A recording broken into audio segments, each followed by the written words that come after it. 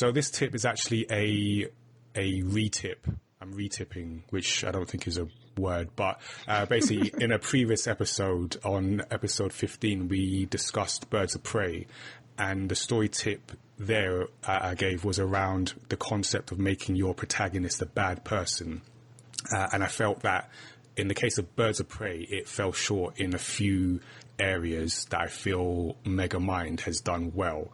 So I just wanted to, I guess, bring that back and just recap a few points that if you're making a story where your protagonist is a bad person, in the context of your narrative, there are a few things you need to keep in mind that Birds of Prey fell a bit short on, but Megamind does well. So one of the things, so number one, is just keeping empathy in your protagonist. So I felt that some of the characterization in Birds of Prey sort of meant that you couldn't fully empathize with the characters and their goals, whereas as we've discussed here in Megamind, you see everything that Megamind goes through, so you really empathize and in some cases sympathize with his motivations in the story. Now obviously you don't literally have to take it from the beginning of their life, but show enough characterization that the reader or the viewer of your story can actually empathize and understand the motivation of your character. So number two, which I felt was done really well here, is the idea that if your protagonist is going to be bad, your antagonist needs to be clearly much worse. And in Birds of Prey, everyone's kind of like sort of samey in terms of levels of badness. But in Megamind, we have Hal, who we've outlined as being just a worse person than Megamind. But what it does in the story really well is that it establishes the rules. So the film says that Megamind and Metromind fight. Megamind loses, he goes to prison, he escapes, and they do the whole thing again. Those are the rules. So when Hal becomes Titan, the film makes clear that he doesn't play by the rules. So not only is he selfish and creepy and all that, there's a sequence where Megamind has angered Hal, or Titan, and he says, okay, now you've caught me, now, you can take me back to prison.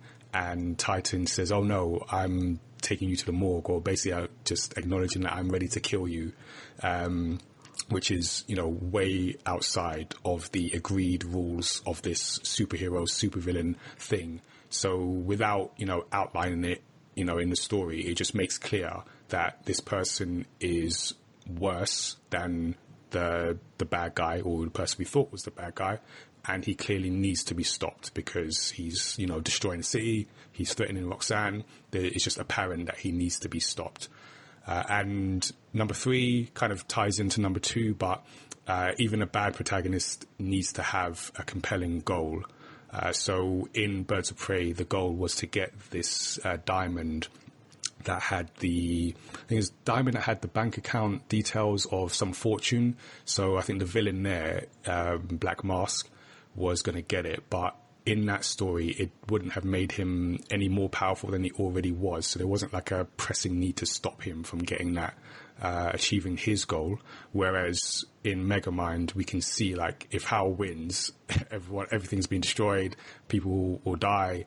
It just makes it very clear that Megamind needs to change. He needs to become this different person so that he can stop Hal. I just felt that in the context of making your protagonist a bad person, Megamind is a good example of how to go about doing it, whether you're making a story that's, an all ages thing or something that is for a different audience. Just keep in mind those few things. But yeah, so let us know if you're making your own story, what you've done to kind of showcase your bad protagonist. As always, you can just get in touch, let us know what you're working on. So Tanya, we're going to find out more about our guest.